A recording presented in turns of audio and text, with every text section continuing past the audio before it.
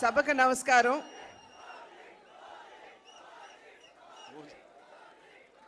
వేదిక మీద ఉన్నటువంటి కేంద్ర మంత్రివర్యులు పెద్దలు గజేంద్ర సింగ్ షెకావత్ గారికి, ఆంధ్ర రాష్ట్ర ముఖ్యమంత్రి వర్యులు పెద్దలు సోదరులు పవన్ కళ్యాణ్ గారికి, ఉప ముఖ్యమంత్రి పవన్ కళ్యాణ్ గారికి, అదేవిధంగా నా పార్లమెంట్ నియోజకవర్గంలో ఉన్నటువంటి 7 ఎమ్మెల్యేలు బుచ్చే చౌదరి గారు, ఆదిరెడ్డి వాసు గారు, మద్దిపాటి వెంకటరాజు గారు, ముప్పిడి వెంకటేశ్వరరావు గారు, బత్తిని బలరామకృష్ణ గారు, అదేవిధంగా వేదిక మీద ఉన్నటువంటి అధికారులకి, సోదర సోదరీమణులకి, వేదిక ముందున్నటువంటి సోదర సోదరీమణులందరికీ కూడా నా నమస్కారాలు నేను తెలియజేస్తున్నాను.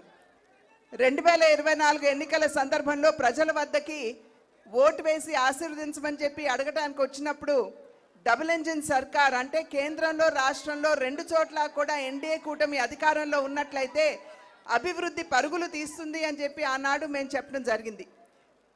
ప్రజలు విశ్వసించారు. డబుల్ ఇంజిన్ సర్కార్ కావాలనుకున్నారు. కేంద్రంలో ఎన్డీఏ కూటమిని, అదేవిధంగా రాష్ట్రంలో కూడా ఎన్డీఏ కూటమిని ఆశీర్వదించడం జరిగింది.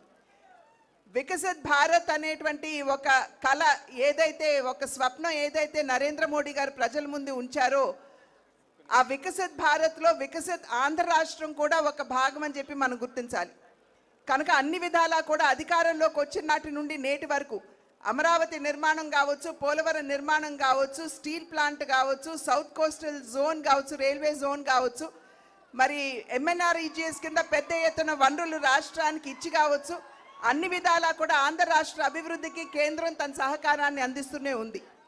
అయితే వికసిత్ ఆంధ్ర రాష్ట్రం మనకు కావాలంటే వికసిత్ జిల్లాలు కూడా కావాలి. అంటే వికసిత్ రాజమహేంద్రవరం కూడా ఖచ్చితంగా వికసిత్ ఆంధ్రలో భాగం అని చెప్పి మనం గుర్తించాలి. దానిలో భాగంగానే ఇవాళ అనేక పర్యాటక అభివృద్ధి కార్యక్రమాలు మనం శంకుస్థాపన చేసుకోవడం జరుగుతుంది. ప్రత్యేకించి హ్యావ్లాక్ బ్రిడ్జ్ 100 సంవత్సరాల నాటి బ్రిడ్జ్ నిరుపయోగంగా ఉన్నటువంటి సందర్భంలో దాని యొక్క చారిత్రాత్మక ప్రాధాన్యతను గుర్తించి ఇవాళ దాన్ని కూడా ఒక పర్యాటక క్షేత్రంగా దాన్ని అభివృద్ధి చేయడానికి కేంద్రం తన సహకారాన్ని అందిస్తుంది.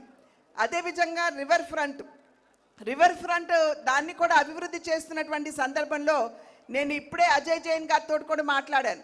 అక్కడ ఉన్నటువంటి విగ్రహాలని తొలగించకుండా ఏదైతే అభివృద్ధి చేస్తున్నామో ఆ అభివృద్ధిలోనే మిళితం చేయమని చెప్పి వారికి ఇప్పుడే అజయ్ జైన్ గారు కూడా నేను అభ్యర్థించడం జరిగింది. అదేవిధంగా హ్యావ్లాక్ బ్రిడ్జ్తో పాటుగా ఇవాళ పుష్కరాలకి సంబంధించి 2027వ సంవత్సరంలో ఏదైతే పుష్కరాలు మనం రాబోతుందో దాన్ని దృష్టిలో ఉంచుకునే ఇవాళ పుష్కర ఘాట్లో